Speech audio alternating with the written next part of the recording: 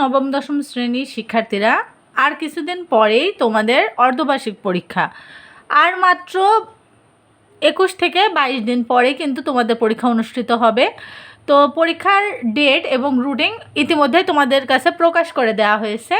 তো তোমাদের অনেক বেশি প্রশ্ন যে কোথা থেকে প্রশ্ন করবে, কয়টি গদ্য এবং কয়টি পদ্য পড়লে আমরা কমন পাবো, কিভাবে প্রশ্নগুলো করা হবে এবং প্রশ্নগুলো কোথা থেকে করা হবে, ঠিক আছে। তো প্রথমে আমরা গদ্য দেখব। গদ্য আমাদের থাকছে প্রত্যপকার, ফুলের বিবাহ, অভাগী স্বর্গ, শুভা, বই পড়া।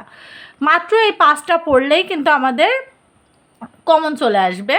তবে এই 5টার মধ্যে সবথেকে বেশি ইম্পর্টেন্ট হচ্ছে শুভা। এখান থেকে এক্সের প্রশ্ন করবে 100% শিওর থেকো। বই পড়া এইখান থেকে 100% শিওর। অভাগী স্বর্গ এইখান থেকে মাস্ট বি আসবে এবং এই দুইটা মিলায়ে একটা প্রশ্ন করতে পারে, ঠিক আছে। তবে এই 3টা তোমরা 3 স্টার দিয়ে রাখতে পারো। এই 3টা থেকে এত বেশি পরিমাণে প্রশ্ন করবে।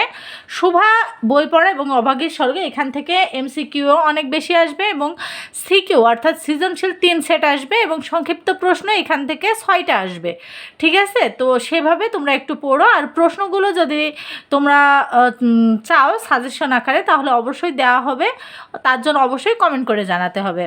এবার আমরা প্রশ্ন সম্পর্কে একটু বলি।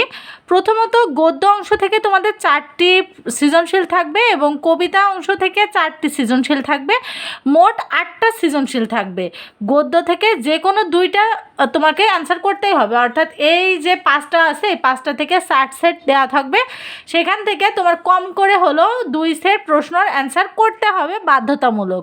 অবশ্যই চেষ্টা করবা শুভা এবং অভাগী স্বর্গ বা শুভা এবং বই পড়া এই 2টা থেকে দেওয়ার জন্য, ঠিক আছে। এবার যেটা হচ্ছে তোমাদের কবিতা অংশ থেকে তোমাদের থাকবে, সেখান থেকেও তোমাকে সর্বনিম্ন 2 সেট প্রশ্নের অ্যান্সার করতে হবে এবং তোমার সৃজনশীল অংশ থেকে তোমার হচ্ছে যে উপন্যাস আছে উপন্যাস থেকেও কিন্তু তোমার থাকবে। তো সেখান থেকেও তোমার মোট বলবে যে কোনো একটা লিখতে, ঠিক আছে। তো চলো আমরা কবিতা অংশটা দেখি যে কিভাবে পড়বে এবং কোনগুলো পড়বো। তো এখানে দেখো কবিতা তোমাদের দেওয়া আছে মাত্র 5টা। একটা হচ্ছে বন্দনা, একটা হচ্ছে কপোতক্ষ নদ, ঝর্ণার গান, প্রাণ, অন্ধবধূ। এর মাঝে সব থেকে বেশি ইম্পর্টেন্ট হচ্ছে কপোতক্ষ নদ, ঝর্ণার গান এবং প্রাণ। আর প্রাণের থেকেও বেশি ইম্পর্টেন্ট আবার অন্ধবধূ। বন্দনাটা তুলনামূলক একটু কম ইম্পর্টেন্ট, তবে এই 3টা 100% এখান থেকে প্রশ্ন করবে। তাই অবশ্যই কিন্তু তোমরা চেষ্টা করবে এখান থেকে খুব ভালো করে প্রিপারেশান নিয়ে যাওয়ার। এবার হচ্ছে আমাদের উপন্যাস। উপন্যাস থেকেও কিন্তু আমাদের যে প্রশ্নগুলো হবে সহপাঠ বা উপন্যাস অংশ থেকে মোট 4টি বর্ণনামূলক প্রশ্ন থাকবে। যে কোনো 2টি প্রশ্নের উত্তর দিতে হবে। প্রতিটি প্রশ্নের 2টি অংশ থাকবে। ক অংশের জন্য তোমার 3 নম্বর দেওয়া হবে এবং খ অংশের জন্য তোমার 7 নম্বর বরাদ্দ থাকবে। অর্থাৎ ক এবং খ 2টা মিলায়ে তোমাকে 3 আর 7 যোগ করে মোট 10 দেওয়া হবে। আশা করি তোমরা বুঝতে পেরেছো।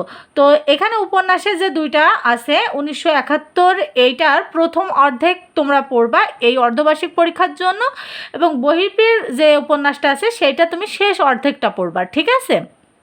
তো এবার বহু নির্বাচনী প্রশ্ন সম্পর্কে আমি একটু বলি।